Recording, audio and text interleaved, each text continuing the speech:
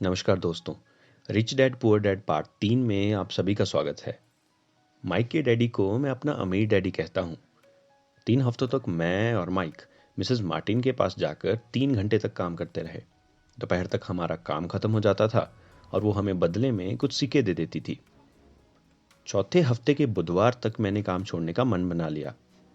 मैं सिर्फ इसलिए काम करने के लिए तैयार हुआ था क्योंकि माइक के डैडी से पैसा कमाना सीखना चाहता था।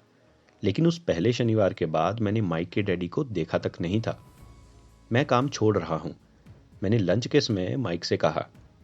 वह मुस्कुराया। डैडी ने कहा था कि ऐसा ही होगा। उन्होंने कहा था कि जब तुम काम छोड़ने का फैसला कर लो तब वो तुमसे मिलना चाहेंगे। माइक ने कहा, मेरे डैडी जरा अलग किस्म के इंसान हैं। उनका सिखाने का तरीका तुम्हारे डैडी के पढ़ाने के तरीके से बिल्कुल अलग है। तुम्हारे मम्मी डैडी बहुत बातें करते हैं, दूसरी तरफ मेरे डैडी बहुत कम बोलते हैं। तुम शनिवार तक का इंतजार कर लो, मैं उन्हें बता दूंगा कि तुमने काम छोड़ने का फैसला कर लिया है। मैं उनका सामना करने के लिए तैयार हो गया।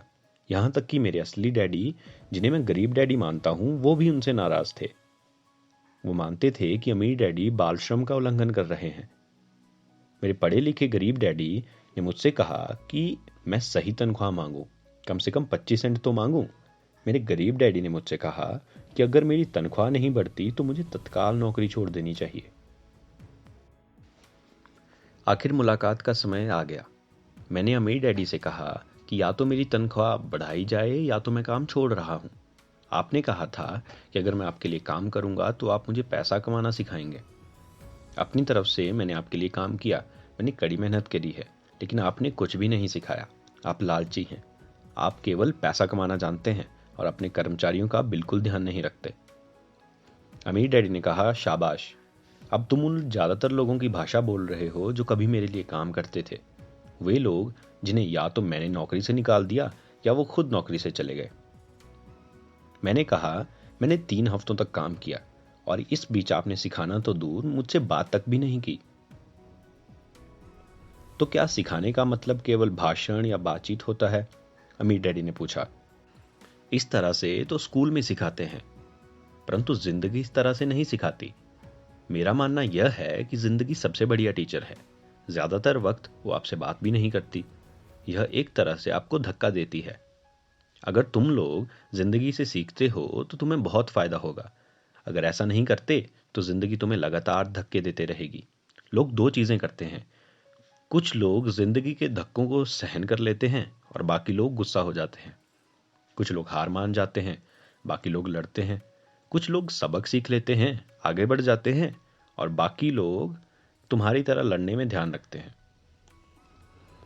अमीर डैडी ने आगे कहा, अगर आप इस तरह के आदमी हैं जिनमें हिम्मत नहीं है तो आप जिंदगी के हर थपेड़े के सामने हार मान जाएंगे।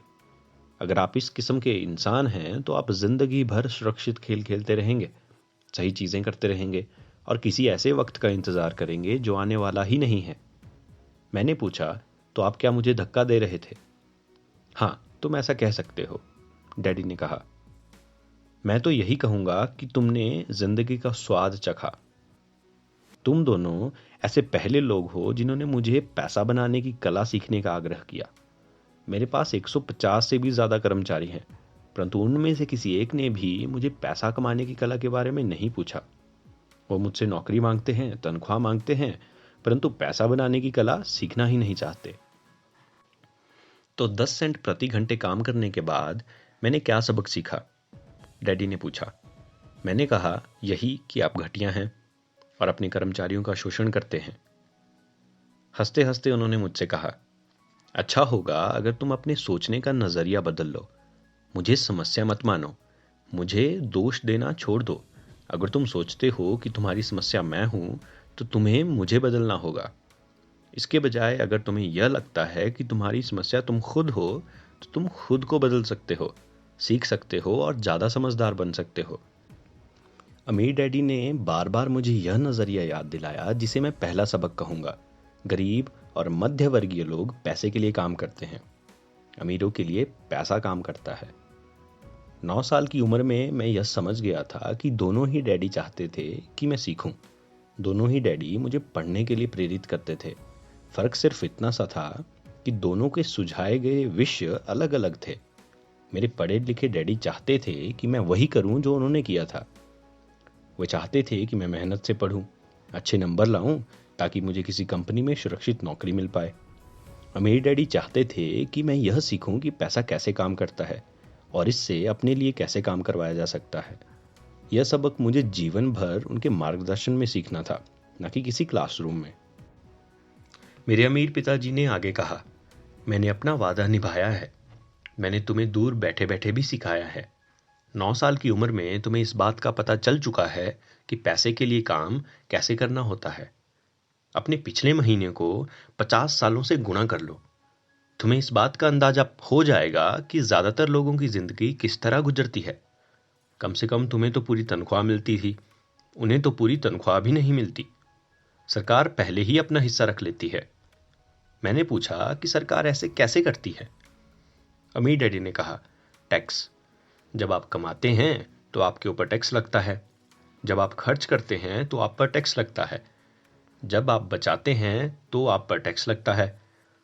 और जब आप मर जाते हैं तो भी आपके ऊपर टैक्स लगता है।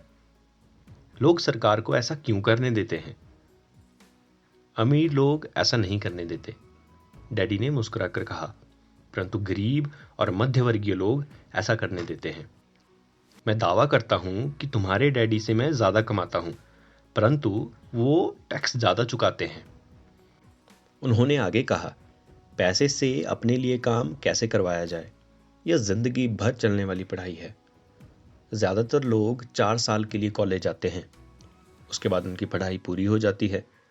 मैं पहले से ही जानता हूं कि मेरी धन संबंधी पढ़ाई जिंदगी भर चलेगी, और इसकी वजह यह है कि मैं जितना ज्यादा जान लेता हूं, उससे भी ज्यादा जानने की मेरी जिज्ञासा बढ़ती जाती है।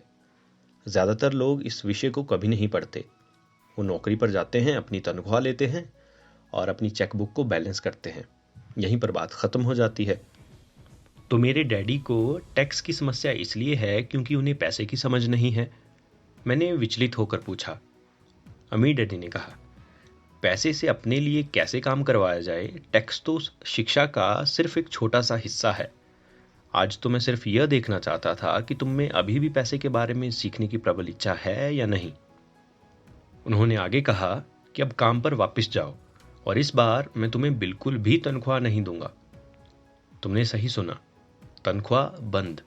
तुम हर शनिवार 3 घंटे उसी तरह काम करोगे, परंतु इस बार तुम्हें 10 सेंट प्रति घंटे के हिसाब से तनख्वाह नहीं मिलेगी। तुम्ही ने तो कहा है कि तुम पैसे के लिए काम करना नहीं सीखना चाहते, इसलिए मैं तुम्हें बदले में कुछ भी नहीं दूंगा। मेरी समझ में नहीं आ रहा है कि मैं क्या करूं। अमीर डैडी ने अपने सर पर उंगली रखी और कहा कि इसका इस्तेमाल करो। अगर तुम इसका सही इस्तेमाल करोगे तो तुम मुझे बहुत जल्दी इस बात के लिए धन्यवाद दोगे कि मैंने तुम्हें मौका दिया, और एक दिन तुम बहुत अमीर आदमी बन जाओगे।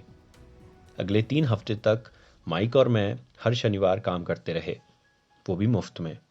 तीसरे हफ्ते दोपहर में डैडी आए, मेरी और माइक की तरफ इशारा करके कहा कि चलो घूमने चलते हैं। रास्ते में उन्होंने पूछा कि कुछ और सीखा? माइक और मैंने एक दूसरे की तरफ देखा, अपने कंधे उचकाए और अपने सर को ना में एक साथ हिला दिया। उन्होंने आगे कहा कि जिंदगी के सबसे बड़े जाल से बचना। तुम अब जिंदगी के सबसे बड़े सबक को देख रहे हो। अगर तुम इस सबक को सीख लेते हो तो तुम बहुत ज्यादा आजादी और सुरक्षा भरी जिंदगी जी सकते हो। अगर तुम यह सबक नहीं सीख पाते तो तुम भी मिसेस मार्टिन और इस पार्क में खेल रहे ज्यादातर लोगों की तरह बन जाओगे। वे बहुत ज्यादा मेहनत करते हैं, परंतु उनके बदले में उन्हें बहुत कम पैसे मिलते हैं। हर साल मिलने वाली 3 हफ्ते की छुट्टियों और 45 साल तक काम करते रहने के बाद भी थोड़ी सी पेंशन का सपना देखते हैं। परंतु ये लोग अच्छे लोग हैं और मेहनती भी हैं, फिर आप उनका मजाक क्यों उड़ा रहे हैं? मैंने पूछा। अमीर डैडी के चेहरे पर मुस्कान आ गई। मिसेस मार्टिन मेरे लिए माँ जैसी हैं। मैं इतना कठोर नहीं हो सकता कि मैं उनका मजाक उड़ाऊं, लेकिन ये कठोर लगता जरूर है। मैं सिर्फ तुम्हारे नजरिए को बड़ा करना चाहता हूं, ताकि तुम कुछ आगे भी देख सको, दूर तक देख सको। ज्यादातर लोगों को आगे देखने का फायदा ही नहीं मिलता, क्योंकि उनके देखने का दायरा ही बहुत छोटा होता है। ज्यादातर लोग जिस जाल में फंसे हुए हैं वो उसे देख ही नहीं पाते। अच्छा, मैं तुम्हें अब 1 घंटे के $1 दूंगा, डैडी ने मुस्कुराहट के साथ कहा। मैं चुप खड़ा रहा। अच्छा, $2 प्रति घंटे? मैं फिर से चुप खड़ा रहा। ऐसा लग रहा था कि मेरे छोटे से 9 साल के दिमाग में किसी ने बम फोड़ दिया हो। मुझे अपनी नई साइकिल दिख रही थी। मेरे पास कड़क नोट देखकर मेरे दोस्तों की जलन और तारीफ भी मुझे दिख रही थी। अच्छा, $5 प्रति घंटे। अचानक मेरे अंदर शांति छा गई। कुछ था जो बदल गया। ऑफर बहुत ही बड़ा था और मूर्खतापूर्ण लग रहा था। 1956 में गिने चुने वयस्कों को ही $5 प्रति घंटे से ज्यादा मिलता होगा। लालच खत्म हो गया और इसकी जगह शांति ने ले ली। ज्यादातर लोगों की एक कीमत होती है, अमीर डैडी ने कहा, और उनकी कीमत इसलिए होती है क्योंकि हम सभी में दो भावनाएं होती हैं, डर और लालच। पहले तो पैसे के बिना रहने के डर से हम कड़ी मेहनत करते हैं। इसके बाद जब हमें तनख्वाह मिलती है तो हमें लालच या इच्छा की भावना जाग जाती है। पैसा होने पर हम उन बढ़िया चीजों के बारे में सोचते हैं जो पैसे से खरीदी जा सकती है। इसी तरह हमारी जिंदगी का एक पैटर्न बन जाता है। मैंने पूछा, किस तरीके का पैटर्न? सुबह जागने, काम पर जाने, खर्च करने। सुबह जागने, काम पर जाने और खर्च करने का पैटर्न। लोगों की जिंदगी हमेशा डर और लालच, इन्हीं दो भावनाओं पर चलती है।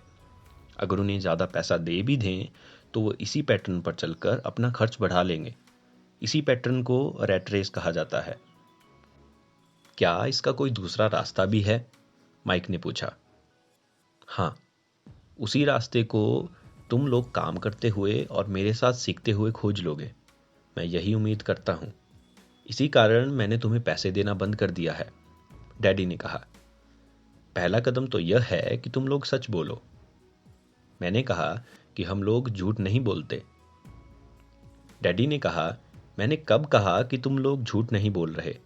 मैं तो यह कह रहा हूं कि सच्ची बात कह देनी चाहिए। किस बारे में? मैंने पूछा। डैडी ने कहा कि तुम लोगों को कैसा लग रहा है इस बारे में। तुम्हें यह किसी और से कहने की जरूरत नहीं है, सिर्फ अपने आप से सच बोलो। तो आपके कहने का मतलब यह है कि इस पार्क में मौजूद लोग, आपके लिए काम करने वाले लोग, मिसेस मार्टिन, यह सब लोग ऐसा नहीं करते? हाँ, मुझे ऐसा ही लगता है, डैडी ने कहा। इसके बजाय उन्हें हमेशा पैसे नहीं होने का डर सताता रहता है। उस डर का सामना करने के बजाय, सोचने के बजाय, ये लोग सिर्फ प्रतिक्रिया करते रहते हैं। इस दौरान वो दिल से काम लेते हैं, दिमाग से नहीं। फिर उनके हाथ में कुछ पैसे आ जाते हैं और उनमें खुशी, इच्छा और लालच की भावनाएं जाग जाती हैं। वो इस बारे में सच नहीं बताते कि उन्हें कैसा लग रहा है। वे अपनी भावनाओं से काम करते हैं, दिमाग से सोचने का कष्ट नहीं उठाते। उन्हें डर लगता है। वे नौकरी करने जाते हैं और आशा करते हैं कि ज्यादा पैसे आने से उनका डर दूर हो जाएगा, परंतु ऐसा नहीं होता। यही डर करोड़ों लोगों को रात को सोने नहीं देता। यह कहकर अमीर डैडी खामोश हो गए ताकि उनके शब्दों में छुपा संदेश हमारे अंदर चला जाए। जब अमीर डैडी ने देख लिया कि हम जितना समझ सकते थे हमने उतना समझ लिया है, तो उन्होंने आगे कहा, मैं यह चाहता हूं कि तुम लोग इस जाल से बचो। दरअसल मैं तुम्हें यही सिखाना चाहता हूं। कुछ लोग इसे लालच कहते हैं, परंतु मैं इसे इच्छा कहना ज्यादा पसंद करता हूं। यह बुरा नहीं है कि हम किसी बेहतर, ज्यादा सुंदर, ज्यादा सुखद चीज की इच्छा रखें। लोग इच्छा की वजह से भी पैसे के लिए काम करते हैं। उन्हें सुख के लिए भी पैसे की जरूरत होती है, क्योंकि वो मानते हैं कि पैसे से सुख खरीदा जा सकता है। परंतु पैसा जो खुशी देता है वो 2 पल की होती है। दरअसल बहुत से अमीर लोग इच्छा के कारण नहीं, बल्कि डर के कारण अमीर होते हैं। वे सचमुच सोचते हैं कि दौलत हो तो पैसे के ना होने का डर, गरीब होने का डर खत्म हो जाता है। इसलिए वो ढेर सारी दौलत जमा कर लेते हैं और तब जाकर उन्हें पता चलता है कि उनका डर और बढ़ गया है। अब उन्हें इसके खोने की चिंता सताने लगती है। मैं ऐसे लोगों को भी जानता हूं जिनके पास आज करोड़ों की दौलत है, परंतु वे आज मुझसे भी ज्यादा चिंतित और परेशान हैं। पैसे के बारे में और बहुत सी चीजें जानने के लिए पार्ट 4 जरूर जरूर देखें।